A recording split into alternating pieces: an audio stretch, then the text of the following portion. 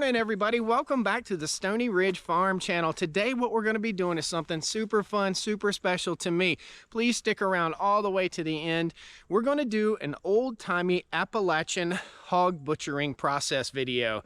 Now, this video was created about 3 years ago, maybe even 4 years ago, down on my dad's property in Lower Axton, Virginia. So we're near Martinsville, Virginia, in Southwest Virginia. I'm here on my farm, 150-acre first-generation farm in North Carolina, but Virginia is only about 2 miles up that way. This is where I grew up. This is my heritage, and we're going to take the 3-part video series and compile it into one part with as little jibber jabber as we possibly can make it.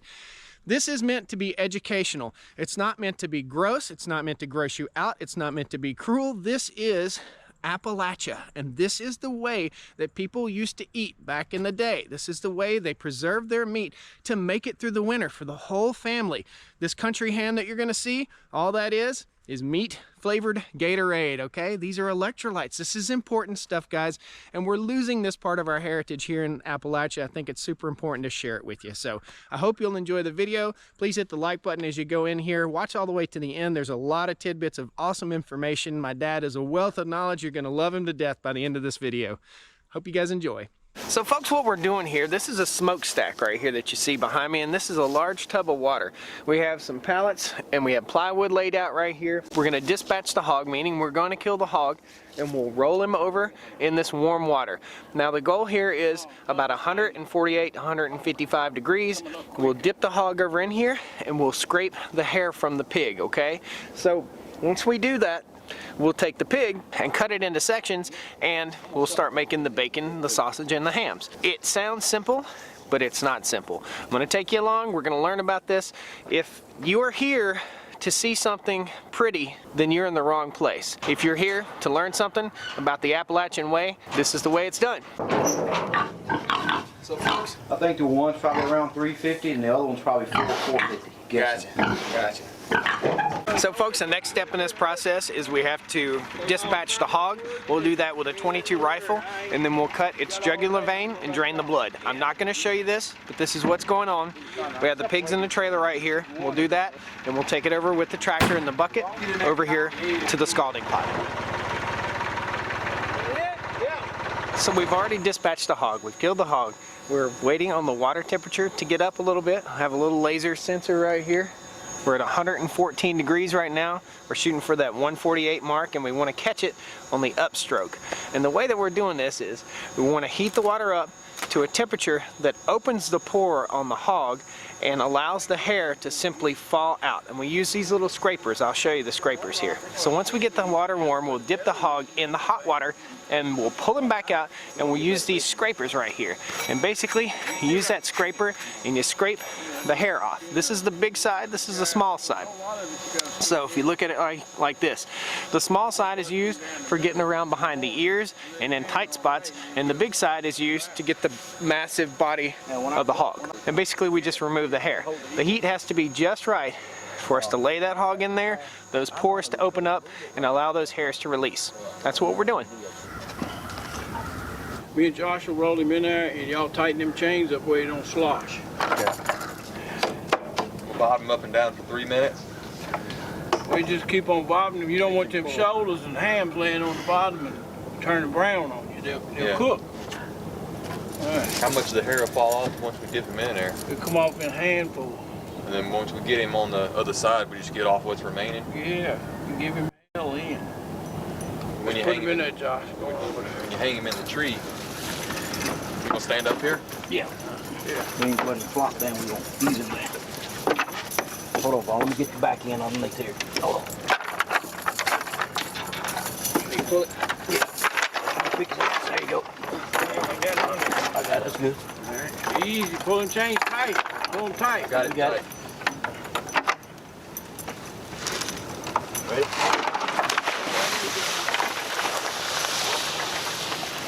Don't bob him now.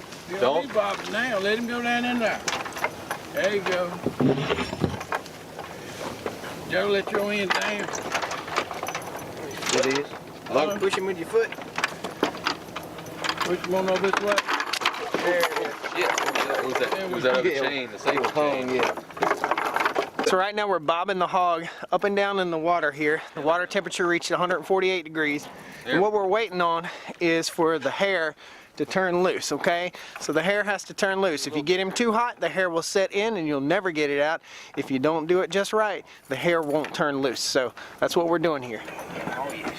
You might see it. Yeah, buddy. You coming? Oh, yeah. Up there. Yep. Oh, yeah. Yeah, that's Go nice. back in there with you, okay? The hair coming off his tail. I ain't tried yet. Should slip right off. Yeah. All right. Okay, we're bobbing a little bit more, a little bit more. Now, chicken, you get them feet up and give him a twist. Get up on the tank. Alright. Yeah, the skin comes right out. All right, get it. Get it. Rolling the whole hog. Oh, though, we gotta pull him that way first. You gotta get the chain and pull him this way. Like, Alright, there we go. alright. Get him wrapped up. All right, check his flank. Right there in that flank. Right there. Oh, yeah, it's peeling off. Coming off? Good. Yeah, grab, stick your hand down there now. Good. It ain't gonna scald you. We scald the hog, we get in the middle of it. Come on out with it. Work together. Work together. Come on out with it. Yeah. Come on with it. There you go. Start scraping, boys. Y'all's your hog. Woo! Grab your hog. You don't need the chain no more. You can pull the chain for as you can. Hey, there you go. Get on him, Joe. Another scraper. Yeah. Back in the truck. Yeah, get to the gate.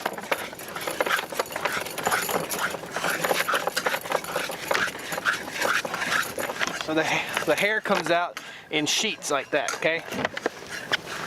All right, I'm gonna throw a bucket of water on him here in just a second. Y'all ready?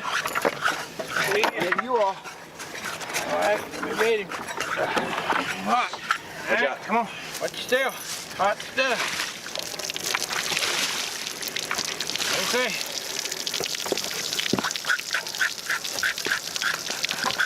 Water. Yeah, you're doing good. Very good. All right. Stay over there. Get his ear. Pull his ear to you. There you go. Pull him there. Right to his shoulder. You pull. Here we go. Hot.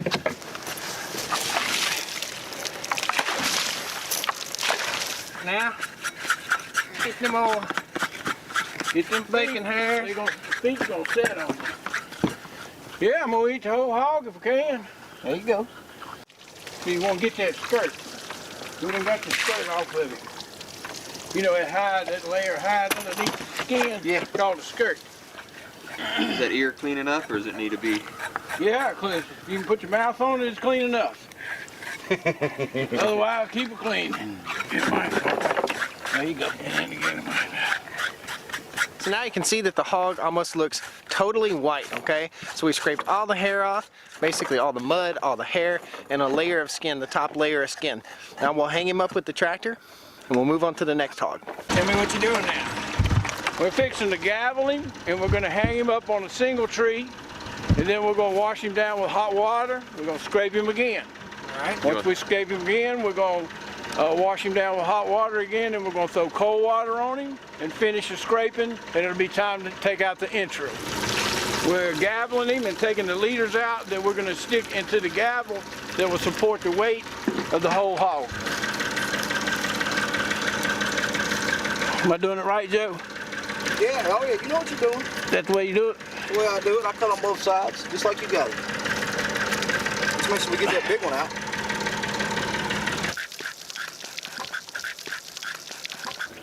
One more hot water and clean him down good, and then throw cold on him, rinse him off. So we gotten all the hairs off that we could possibly pull out, and now he has a torch, and we take that torch and we'll be burning off the rest of the hairs. There's probably out of, I don't know, 40 million hairs, there's probably 150 hairs left. I'll get you a little close up here. This is the part where we remove the internal organs. I'm not going to show you. Basically, we'll slit right down the middle, pull out the internal organs, and we'll utilize whatever organs we're going to use, like the chitlins and the liver and the heart and a few other things. Some of these things we don't eat ourselves, and we'll be giving away to some neighbors. Tying this string around its intestines right here, just so it don't drain back inside once we pull the guts out.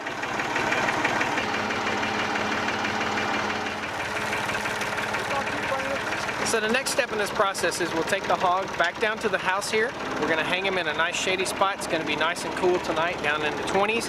And tomorrow morning, that's when we'll start working with cutting it up into quarters, sectioning it up, making the bacon, making the sausage, making the hams. Today is going to be day 2 of the pig slaughter video. So what we're doing right now is we're unloading bags right here, and this is the porch of my dad's cabin right here. There's a salt box that we've built, and I'll take you over and show you that. This is the salt that we're going to use for salting the hams, and this is the salt box right here. Okay, so basically there's a layer of salt in the bottom of that box right there, and then we'll set our hams down in and we'll cover them up, and then we'll set another layer in, we'll cover them up, we'll set another layer in, we'll cover them up, we'll put our fat back meat, our hams, all that stuff in there to cure. We'll show you how we do it. Let's look at the salt box construction right here. Basically it's made with 2x10 construction. It's all built, it's open to air a little bit so that it can breathe. These are just butted together. Basically just something simple, made with scrap materials. And we got a little layer of salt, probably an inch thick down there in the bottom. We're taking the pig down to dismember it. Basically take all of the parts apart. Take its head off, take the shoulders off, take the hams off, and prepare it to put in the salt box. Some of it will be making pork chops, some will be making bacon, spare ribs, all that stuff, and sausage. Yum yum.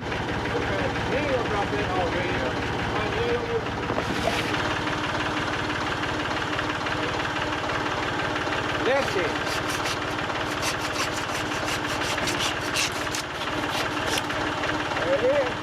We're taking the hog and we remove the feet and the head, and we're going to lay them out here on this plywood. Basically it's a plywood home-built table made out of pallets and a piece of plywood. We'll lay him out and we'll quarter him up. This is called a single tree. It's a hook that you hook through the Achilles tendon of the hog when we raise him up. Called a single tree.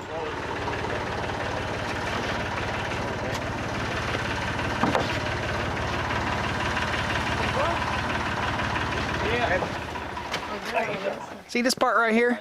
This is the first part we eat. So we go ahead and cut that area right there around the tail, and we eat that on day number 1. Raw. Raw. Now find the very center as you can find it. See right there? See the line on it. Okay. Give me a little bit of slack. A little bit more. Okay.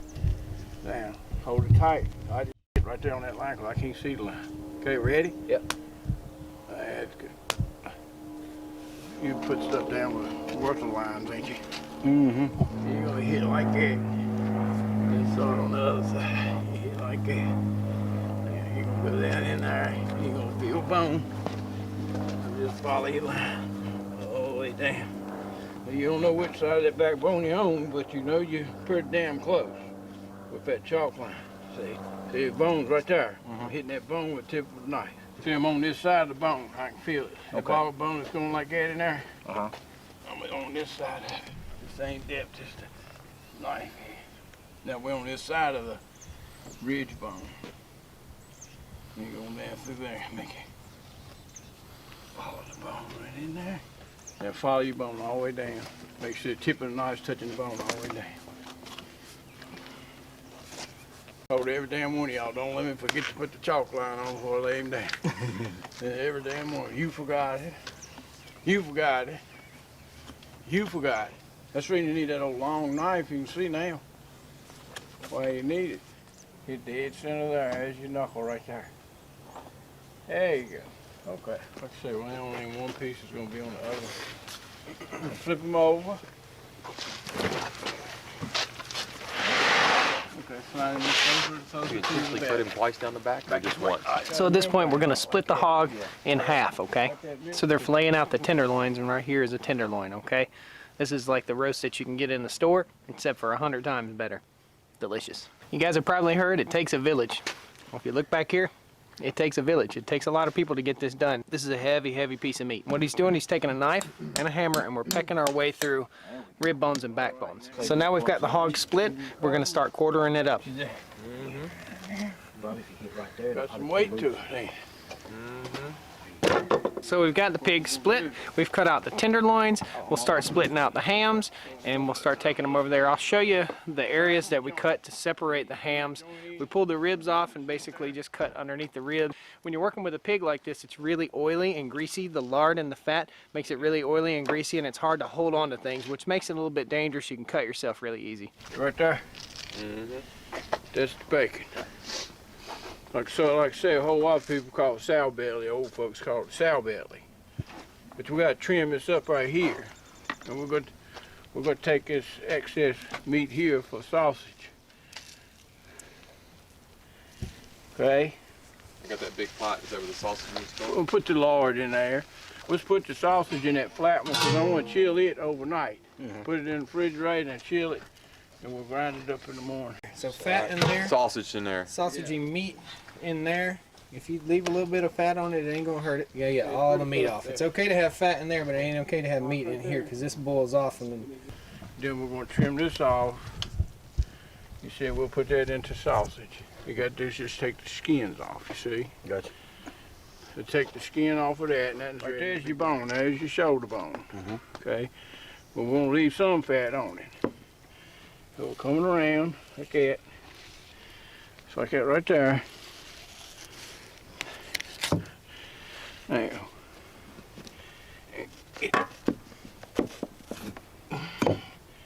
there's a piece of fat back.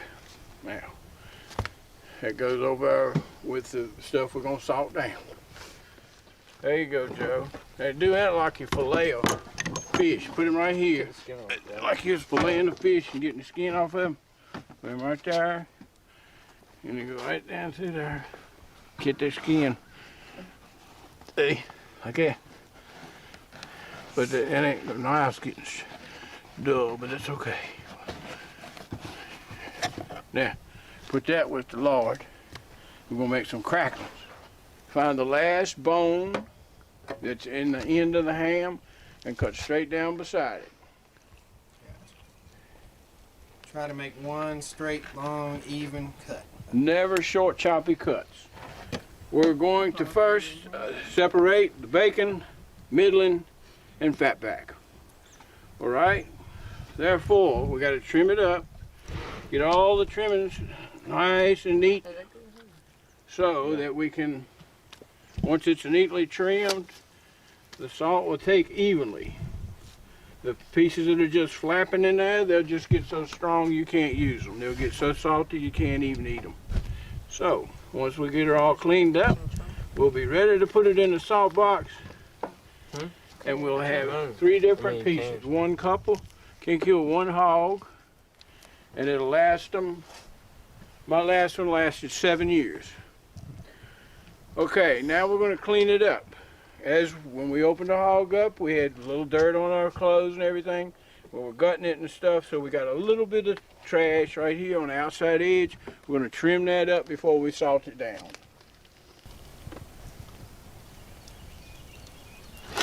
What do we have here? We're looking at fat back. The fat back from here to here, middling meat from here to here, and bacon from here to here. And the middling meat is used for mainly Cooking with beans or whatever. Some people, I like middling just as good as I do fat back, but some people who want a lot of lean meat, you know, there's not as much lean as you head up toward the back as there is down near this belly. Gotcha. All the way across. Even it's got some lean on it, ain't it? It does. It's nice hogs. Okay, with my loose.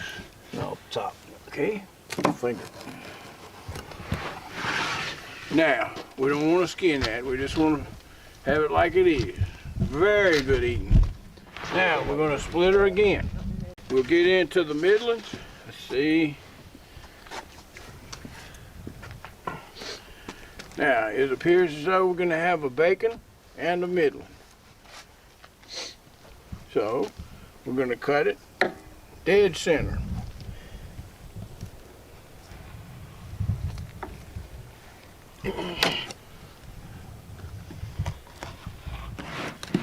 All right. Now this will be a piece of your bacon here. And this will be a piece of your middling here. Now if you want to use more for bacon, you can always take an end off of this place, because the lean won't be as thick on the middling as it is on the bacon. This is the raw ham, the last piece that we're going to put into the salt box. It's kind of jaggedy looking now because all we've done is block out the hog. We've cut it into 6 different sections. We'll find the end of the bone here. We'll take a good sharp knife, a long knife, not a short knife. And you'll make a long, clean sweep and shape it into what you want it to look like when you're done. And then there we go. One clean sweep. Then we'll do the same thing down to the belly of the hog. And we'll make another long, clean sweep in the same direction as the ham itself. And then we'll round it right off. So we have a raw, uncured ham ready to be put into the salt box. If the ham weighs 50 pounds, the hog weighed 10 times that. So you can figure the hog weighed 500 pounds if the ham weighed 50 pounds. And we're going to remove the jowls. And we're going to salt those down just exactly like we did the middlings. And it is a nicer cut of meat that most people disregard. They don't even use it. So here we go. Now, okay, Joe, same deal. See, like that, but it's got a thin place in there. You got to find that thin place. Just keep on going around, little cuts at a time. Keep your knife touching the bone of the hog. If the knife's not touching the bone, you're making a miscut. So just continue on in here, Joe. Get in there, get all you can get. What's stuck on it, we'll make sausage out of the trimmings, but you see the picture. There it is. Oh, and y'all are cutting up the sausage, is that right? Yes, sir. Yes, sir. What are you doing there? You removing all the fat that you can and leaving the lean meat? Yes. Yep, separating it. Okay. How'd you learn how to do this? Just when my dad's people, when they would raise hogs and kill them, Yeah. we would go help him. So your dad taught you and the folks that was up there taught you? Yep. Yeah. So folks, how many of you have 13 and 15-year-old young men that know how to handle a knife like this? Most of them are sitting there at the house playing their little video games, pushing buttons. These are men, young men. Let me go ahead and address this. Tomorrow is when we'll be talking about making the sausage and making the bacon, okay? The salt cured meat won't be bacon, tenderloin, or sausage. It will cure the bacon in a different way. So folks, there's a few things we're not showing you. We're not gonna show you the spare ribs, splitting up the spare ribs. It's pretty simple. We've got the bacon right here. We take the jaws of the hog, which is this part right here, and we'll cure that also. But we're not showing you a few things. We'll also render the lard and the fat here, and we'll make what's called cracklings. We'll boil that down, and we'll take the skin part, and we'll make cracklings for cornbread and stuff like that, and we'll render up some lard so that we can use that for cooking and help with this double chin right there. So we'll ride the tractor over there to the salt box, which is about 200 yards away at our cabin. So the last step for today in this process is we're going to put the hams and all this meat over in the salt box to cure, okay? How long will it take for this to cure? 6 weeks. 6 weeks to cure. Then you pull it out of the salt box and what?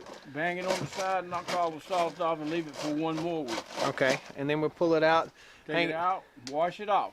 Gotcha. Wash all the salt off on a windy March day. Okay. And that's when we'll put our brown sugar, and we'll put some black pepper Yep. and red pepper on the bones to keep out the bugs. Okay. We'll Cool. drop it in a paper bag from one end, a paper bag from the other end, and then we'll drop it into a pillowcase and hang it in the smokehouse for 1.5 years. That's a big ham, Joe. Oh, buddy. You're looking good. Looking good. Okay. What's next? Next. Well, whatever pieces. Give me a little piece of fat back there. Okay. Now, just lay it to the side for a minute too. Here, put it right here, Joe. Put it right up in there. There you go. So Now you're put- filling in all the empty voids with meat, is that Right. right? But you don't want meat touching meat, right? And you don't want meat touching the side, is that right? Or- Right, right. got to be totally encapsulated by salt. Good enough. Okay. You're rubbing down in here real good on all the exposed surfaces. And the meat will only take so much salt, so it won't be super duper salty, but it'll cure. It'll draw it in and cure it out. We'll cut the oxygen supply off to the meat. Okay. Just rake some off the floor, be fine. There you go. There you're getting it. Now you're salting it down. I'll put the square end right up there where he got the bag. Square in. Yeah, that's the square end there. Exactly backer. Okay.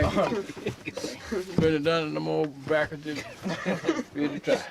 Learn something. Now wiggle the ham like that. Wiggle. Stand in there. Okay. Pack your hot, pack your other. Leave it on an angle so that we can get the other one down in there beside of it. Great, great, great. Looking good, looking good. Couldn't have done it better myself. The salt should be real cold. It is. Yep. See if we can work that other one in right here where this jowl is. Won't hurt nothing to move it a little bit. And then we'll get the other. Okay. All right. Drop it straight down in. Like it is now? Yeah, like that. Just like that. Straight down in there. That's about a 50-pound ham there. Twist it a little bit. You can move it around, make it maneuver it a little bit. If it touches barely, it doesn't hurt a thing. Okay. Now I got another salt that hot good. Salt that dude down. Now, the salt itself will be recycled. We'll use this salt for 2 years in a row, and then we'll take the salt out chunk by chunk, and we'll set it out for the game, the deers, and the animals to eat because they need salt just like we do. Okay, now we're gonna come out of there with some, we'll throw a few pig's feet down in there. You know. Around a little bit. Now. All right, folks, this is the time where I tell you to click that like button, subscribe to the channel if you're not already subscribed, leave some comments down there if you have any comments. Let me know, did you learn something today? I hope you learned a little something about the old style, the old way of doing things, the old way of curing hams. We never know. We might have to get back to this, pass on a little bit of knowledge to you today. We're on day three of this hog processing video. Today we're going to be making the sausage. Now we killed 2 hogs, okay? One hog was for one man and one hog was for the other man. Normally if you're doing this for your family, you want to kill 1 or 2 hogs. It's a big waste to do it for just 1 hog, so we did 2 hogs. And if we did 2 hogs for our family, we would probably be making a lot more sausage than this. Out of the 2 hogs, we're going to have about 35 pounds of sausage, and we'll go ahead and show you how we make the sausage, how we season the sausage, and how we process the sausage. What are you doing with the bacon here? We're laying the bacon out and just barely salting it, just enough salt to give it a little flavor. We're not actually trying to cure the bacon. Okay. And then the next step with the bacon, what else do we do with it? We'll stack it up for a couple of days and let it take salt, and then we'll lay it out and let it dry. After it dries, we'll take us a little liquid smoke, and we'll put a little liquid smoke on it. Let that dry. Maybe a tablespoonful of brown sugar, a little salt, not much, and that'll just start the meat process, dry the water out. What we're trying to do here is to pull the water out of the bacon. Gotcha. So that when we put it in the pan, it don't steam and turn into mush. We want it nice and crispy. We want it to taste like corn-fed hog. We don't want it to taste like any preservatives or additives or anything. We want it to taste like hog meat, corn-fed hog. Now, can you leave this bacon out? It needs to be in a cool area. Cool area with the wind blowing through it, such as today, 55 degrees or 25 degrees is still fine. No problem at all. So, just once it gets done curing after a couple of weeks, you're gonna keep it refrigerated until time to eat it, right? You can freeze it, you can refrigerate it, you can do anything you want to do with it. You can, if you have a lot of kids, you can just eat it plumb up. But you can leave it in the refrigerator for a couple of months. Or you can stick it in the freezer in an airtight baggie and it will keep a couple of years. So, now this is the type of bacon people are desiring now because everybody's looking for hand-cut bacon. Nobody wants machine-cut bacon. They want it thicker or thinner or ever how they choose to cut it. So they definitely don't want factory produced bacon that's been soaked in a brine. Gotcha. They want to do it the old-fashioned way. Now, the salt has begun to take. As you can see, it's gone away. Can't see it. The meat will begin to sweat. If it sweats, that means it's taking in salt.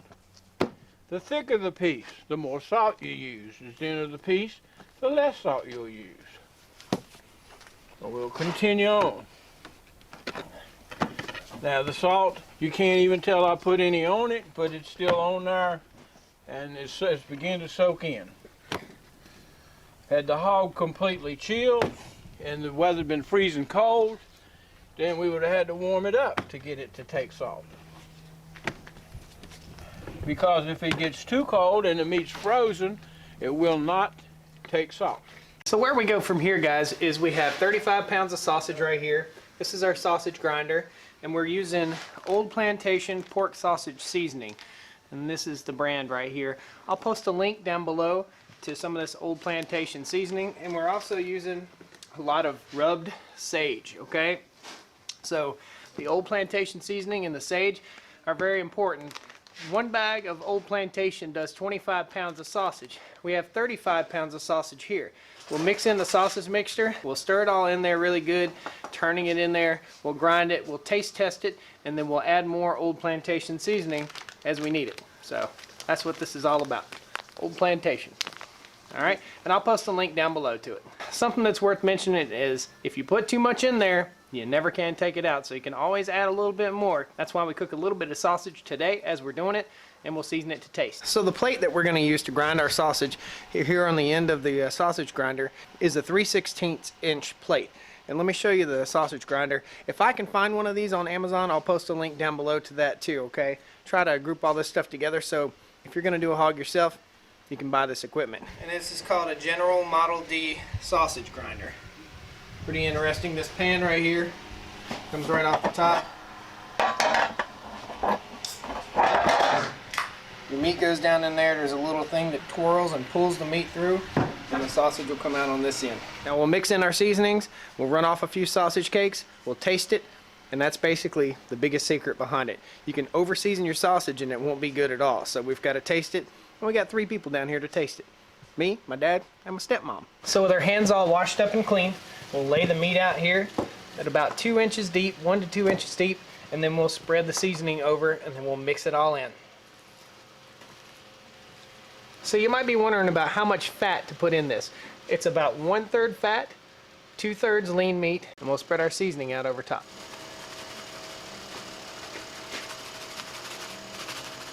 Okay. So he's spreading the seasoning out on top of the meat here. As evenly as possible. So now we're putting the sage on, and what we want to do is put a heavy, heavy coat of sage on, basically turning the whole pile of meat green. Now we'll take and turn the meat, mix it up, and coat every piece very well. It doesn't have to be an exact science, but we'll turn it up and mix it all up. You never can mix it too much. Just continue to mix. So we've had this meat in the freezer for about 2 hours or so that we get really cold. The colder it gets, the harder it gets, the easier it is to push it through the sausage grinder. If it's really warm and soft, it kind of mushes up in the sausage grinder. So what we're doing right now is mixing it all up, and any pieces that might have frozen together, we break those up. You just can't mix it enough. You just keep on kneading it and turning it.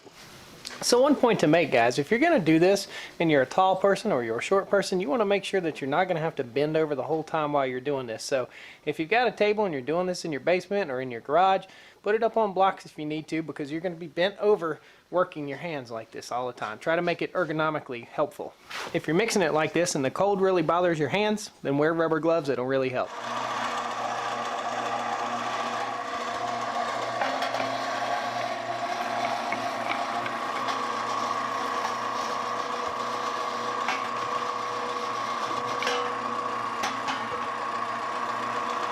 So what he's doing right now is mixing up our test piece. Basically, we just pick out several pieces, grind them up, he'll patty them out, and we'll give it a taste test and see what it tastes like. I gotta do it my way, that way I know it's right. Looking good as far as texture. As far as texture is perfect. It's not falling apart. There's enough grease in there so that you can make your gravy. Crumble it up. Take some biscuits and make gravy, and just be on top of the world. First taste of this sausage. Good. It needs a touch more seasoning. One thing about it is you can always add a little salt after the fact. It's really good. Good texture. I like a little more kick to mine. You can always add that too. We're gonna make some of it a little spicy and some of it mild. Right now I give it a 7. 7.5. Needs a little more seasoning. That's mild. That's as mild as you can get. Ain't it? It's delicious though. It's absolutely That's delicious. real good. So the deal with this pig is we split 2 pigs. We took 2 pigs and killed them. One guy's getting a certain portion of sausage and they want them a little bit mild, and we want ours a little bit more spicy, so we'll go on and make theirs up. It's good. Nothing like fresh sausage straight off the hog. Just a taste that you can't describe to folks. We're gonna get busy grinding. As it comes through the machine, begin to knead it. They can move it around, spread it around, so that it gets mixed up really well.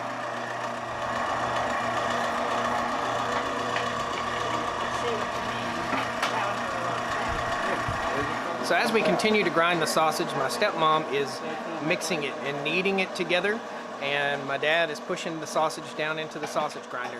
And we'll continue to do this until we run off the amount of mild sausage that we want. For the other family, it's going to get some sausage from us. After we get done doing that, we'll take the sausage that we're going to make and we'll add our seasonings to it. We'll put a little bit more and a little bit of spice to it, give it a little bit of a kick. Got a little bit of work to do. It's a good time. It's a good family activity. Hope you guys are learning a little something today, having a little bit of fun here. So when it comes time to taking the hams out of the salt box, and in about 6 weeks we'll pull those hams out and we'll rub them down with black pepper, and we'll do what my dad learned from my grandpa, and what my grandpa learned from my great-grandpa. So the final mix here, we've added a little more sage and a little more Old Plantation seasoning, and my father here has some fresh made cayenne peppers right out of the garden. It's a mixture of kung pao, Thai chili, and cayenne.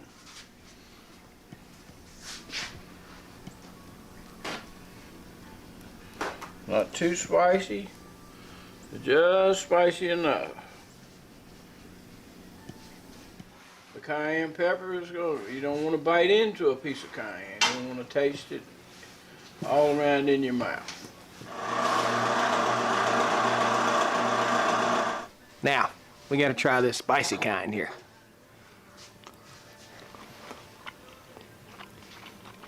Got good sage flavor.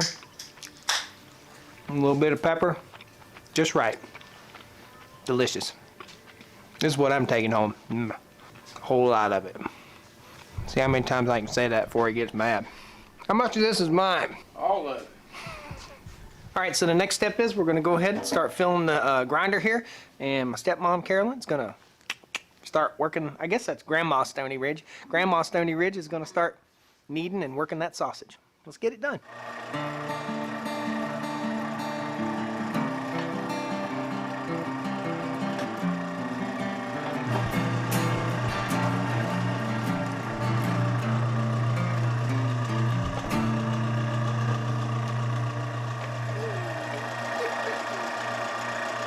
You've been waiting for it, you've been wanting to see it. We're gonna take the hams and the jaws out of our salt box today. These are your hams that you see right here and a shoulder. We've got Midland meat, we've got fat back right there, we got hog jaws right there, and we'll pull these out of the box here today, and we'll show you the exact process that we go through in order to preserve the meat, and we'll give you a step-by-step.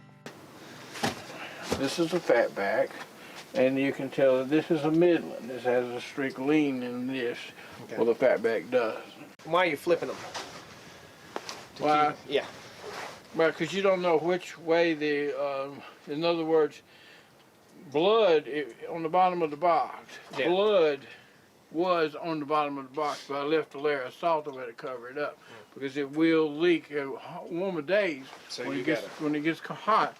like up into 65 or 70 degrees, these things are going to come alive. Gotcha. Okay. And that's all in the curing process. Expansion, contraction, expansion, contraction. Gotcha. So what we have here, guys, this is fat back, and you can see it's just basically a blaze of fat, a big wedge of fat, and that comes from the center of the back of the hog.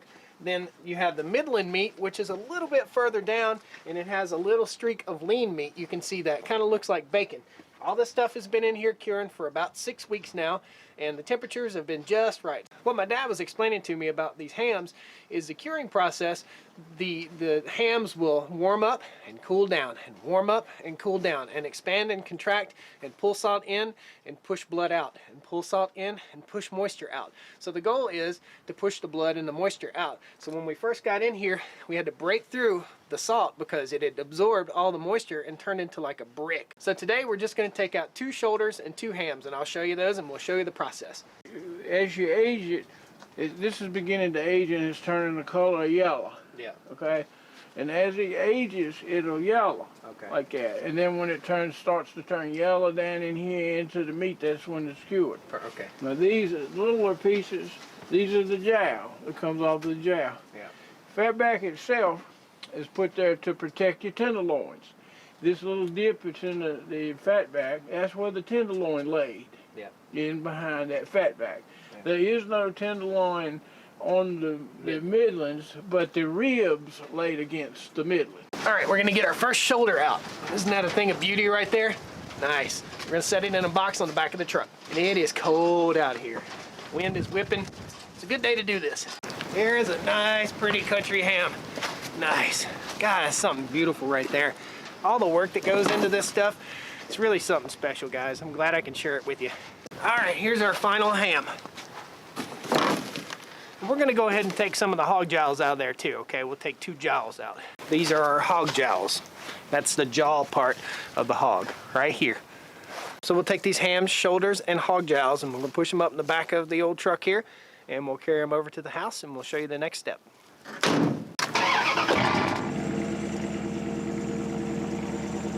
You know, guys, there's a few things here that you just can't see, and I can't show you the feel of the hams, what they feel like. They're really stiff, and they're really, really cold, okay? So that salt holds on to the cold and helps preserve that meat. And the smells, when you open up that salt box, you can just smell that curing meat. There's just a smell there that, you know, you just don't get anywhere else. So I just want to tell you guys that. There's a few things that I can't share it with you because you just have to be here. So hopefully you decide to do this on your own sometime. Very interesting part of Appalachian heritage. Okay, so the next step in this process is we're gonna make a mixture. We're gonna make a mixture in this little pan, and we're gonna use this paintbrush right here, and we're gonna use liquid smoke, and we're gonna use a little bit of water and brown sugar. So you can use brown sugar, you can use honey, you can use white sugar, whatever you wanna use. The reason for the sugar is to get a sticky substance on the ham. So we'll rinse the hams off, we'll rinse off the salt, we'll let them sit out here in the wind and dry as much as we can, and then we'll make the mixture. It's kind of going to be a sticky, almost half the consistency of honey. You just want it to stick. And the reason we're doing this mixture on the outside of the ham is so that we can get our black pepper and our red pepper, which is a mixture here of red pepper that was grown on the farm. We'll take that mixture and we'll cover the ham with the mixture, then we'll dust the ham heavily with black pepper, and then we'll go to the bones on both ends of the hams and the shoulders, and we'll coat them with red pepper.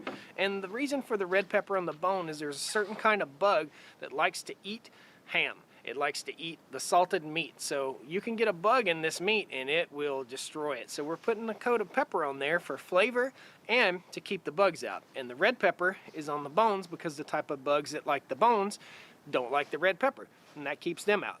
My dad was saying that he'd gone in and he'd cured hams and spent all this time and all this effort, all this energy, all this work, and gone into the smokehouse and went to take his nice 50-pound ham down and went to go lift it and went whoop right to the ceiling because the bugs had gotten in and eaten everything but the skin.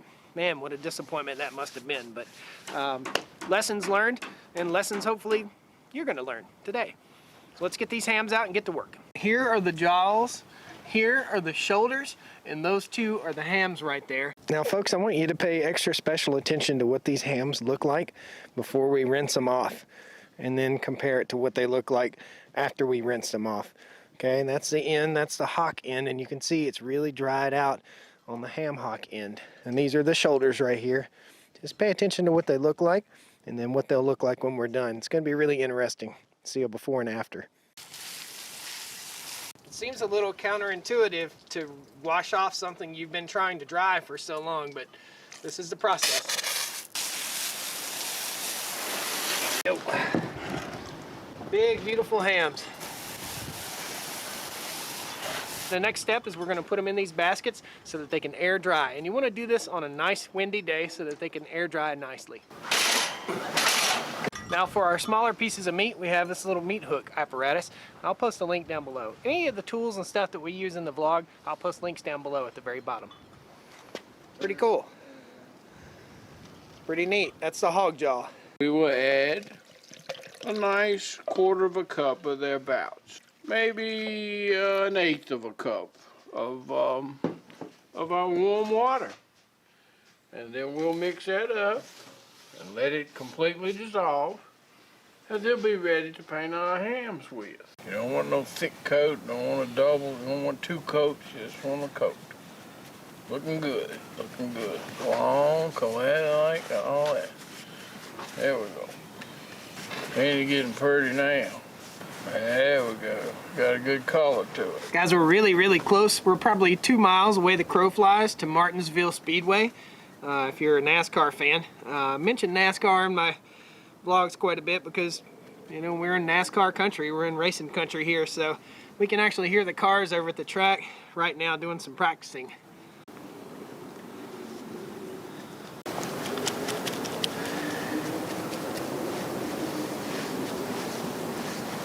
Look how pretty these hams look. We've got the jaws all painted up and the hams and the shoulders all painted up. I'll get you a good close-up. Isn't that pretty? It's got a nice golden hue shining in the sun.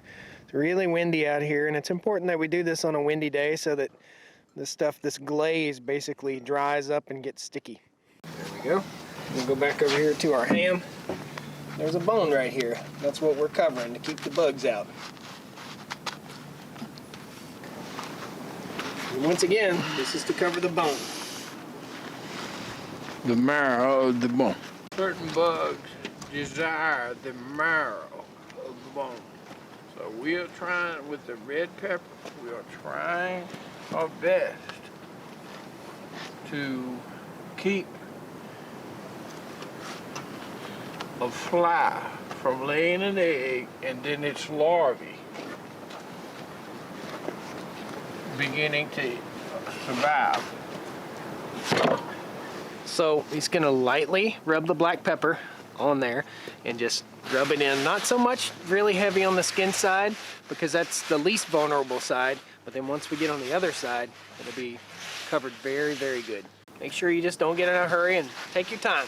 This is something that's gonna cure for years, for at least a year, maybe 18 months, maybe 16 months. It's gonna be kept in a barn that's probably gonna reach temperatures of 120 degrees Fahrenheit, so it's interesting. It's interesting how it keeps. And the cure, delicious. In about a year and a half, we'll get these hams down, we'll cut them up on the vlog and show you all about it. There we go. Right, now get your hock good and all that stuff. There we go. It's awfully easy to forget to put black pepper also in the hock. Yeah. Once you've already red peppered, it's easy to forget to do that. So a little more detail in how much pepper to use here, okay? Putting it pretty thick, like a little mound of pepper, and then I'll show you how I knead it in here, okay? So take a little pepper in your hand and kind of pat it along in there. Guys, I'm so glad that you'd come along for the journey to learn how to do this. You know, this is a fine art.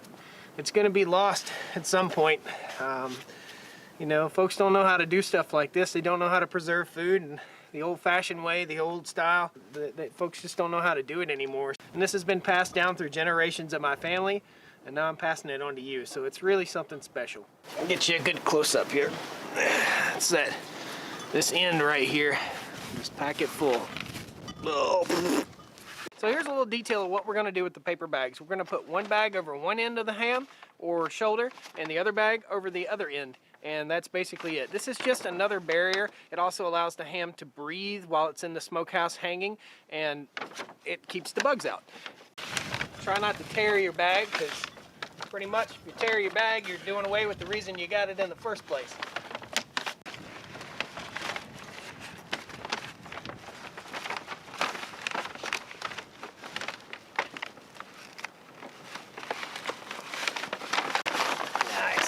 Slips on like a sock, like a glove.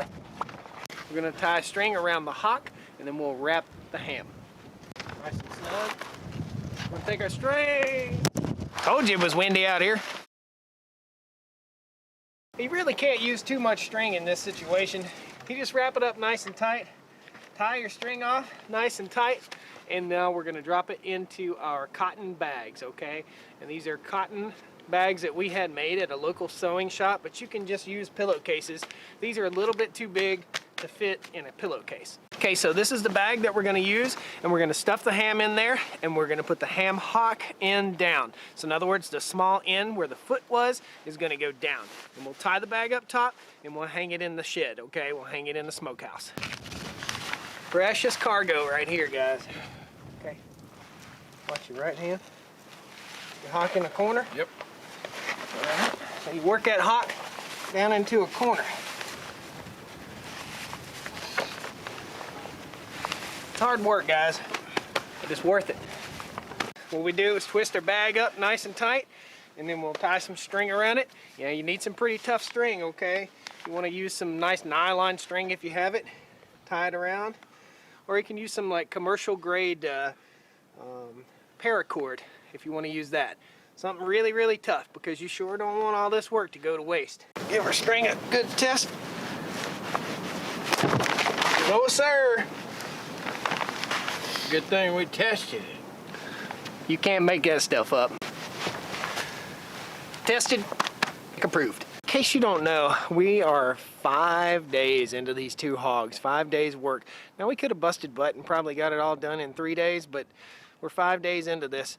It's some work. It's some work to processing a hog the old-fashioned way, but this hog will feed a family for a whole year. I mean, so in the wintertime, cozy up by the fire with a good old pot of pinto beans and a ham hock in there.